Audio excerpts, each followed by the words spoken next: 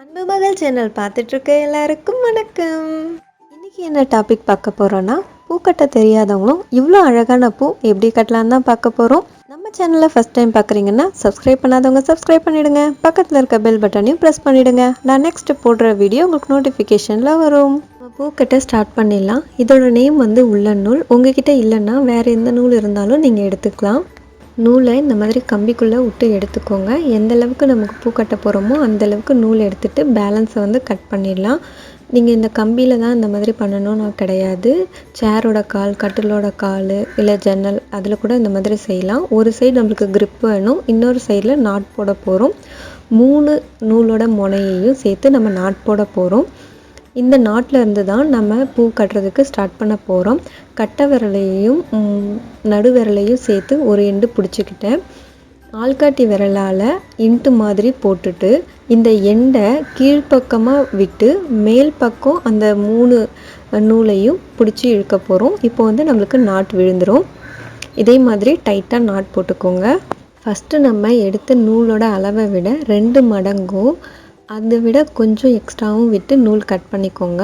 இது நம்ம பூ கட்டுறதுக்காக நாட் போடுறதுக்கு யூஸ் பண்ண போகிற நூல். ஃபஸ்ட்டு நம்ம எடுத்த நூல் வந்து எந்த அளவுக்கு நமக்கு பூ கட்டினதுக்கப்புறம் தேவைப்படுமோ அதோட அளவு. 3 நூலும் இந்த மாதிரி நாட் போட்டு இருக்கணும். நூலை வந்து நல்லா டைட்டாக பிடிச்சிக்கிட்டு ஒரு பூவை அந்த 2 நூலுக்கு கேப்பில் நடுவில் வச்சுட்டு காம்புக்கு நடுவில் நூல் இருக்கிற மாதிரி வச்சுட்டு எக்ஸஸாக விட்டோம் இல்லையா, அந்த நூலை மேல் பக்கம் போட்டுட்டு கேப்குள்ளே கை விட்டு நூலை டைட்டாக இழுக்கணும். இதே மாதிரி அடுத்த பூ வச்சு காட்டுறேன். பூவை கரெக்டாக காம்புக்கு நடுவில் வச்சுட்டு மேல் பக்கம் நூலை போட்டுட்டு கேப்குள்ளே கட்டை விரலாலையும் ஆள்காட்டி விரலாலையும் நூலை எடுத்து டைட்டாக இழுக்கணும். இதே மாதிரியே பூ ஒன்று ஒன்றா வரிசையாக வச்சு டைட்டாக பிடிச்சிட்டு கட்டுங்க. நூல் வந்து லூஸ் விடாதீங்க. கிரிப்புக்கு போயிடுச்சுன்னா பூ ஃபினிஷிங்காக வராது. இது நம்ம பாட்டி காலத்தில் காலில் வச்சு கட்டுவாங்க. இப்போ கம்பியில் நம்ம கிரிப்புக்கு பிடிச்சிருக்கோம் இல்லையா, அந்த மாதிரி கட்டை விரலில் காலில் கிரிப்புக்கு பிடிச்சிட்டு கட்டுவாங்க. இதில் ஒரு டிஸ்அட்வான்டேஜ் என்னென்னா, பூ எக்ஸஸாக நம்ம அளவை விட அதிகமாக கட்டிட்டோன்னா கட் பண்ணும்போது ஒன்று ஒன்றா அடுத்தடுத்தது உதிர்ந்துக்கிட்டே வந்துடும். அதனால் அளவு பார்த்துட்டு கரெக்டாக கட்டுங்க. இப்போ நம்ம அளவு பார்த்துக்கலாம். நம்ம ரவுண்ட் ஷேப்பில் பண்ணுறதால ரவுண்ட் ஷேப் வச்சுட்டு நடுவில் ரோஸ் வச்சு பார்த்துட்டோம். நம்மளோட அளவு வந்து கரெக்டாக இருக்குது. இதுக்கப்புறம் 2 நாட் போட்டுட்டு நம்ம கட் பண்ணிக்கலாம். டைட்டுக்காக 2 நாட் போடணும். எண்டில் நூல் எக்ஸஸாக இருக்கிறத கட் பண்ணிவிட்டு இந்த எண்டில் நாட் போடும்போது எக்ஸஸாக இருந்த நூலையும் கட் பண்ணிக்கலாம். வேஸ்ட்டாக உங்ககிட்ட பத்திரிக்கை இந்த மாதிரி அட்டை ஏதாவது இருந்துச்சுன்னா அதை கட் பண்ணிக்கோங்க. இது பேக் சைடில் நம்ம தைக்கிறதுக்காக யூஸ் பண்ண போகிறோம். இந்த கார்னரில் ஷார்ப்பு வந்து குறைக்கிறதுக்காக நம்ம எட்ஜு வந்து கட் பண்ணிக்கலாம். ரவுண்ட் ஷேப்பில் கட் பண்ணிக்கோங்க. இது மெஷர்மெண்ட்லாம் எதுவும் கிடையாது. நம்மளுக்கு எக்ஸஸாக தெரியாமல் பத்திரிக்கை வந்து வெளியே தெரியாமல் இருக்கிறதுக்காக நம்ம கட் பண்ணுறோம். பூ கிரிப்புக்காக அடியில் வந்து அட்டை கொடுத்து தைச்சோன்னா தலையில் வைக்கும் போது கிரிப்பாக இருக்கும். அதுக்காக தான் கரெக்டாக இருக்குது. இப்போ ஊசியில் நூல் கோத்துட்டு எண்டில் முடிச்சு போட்டுக்கோங்க.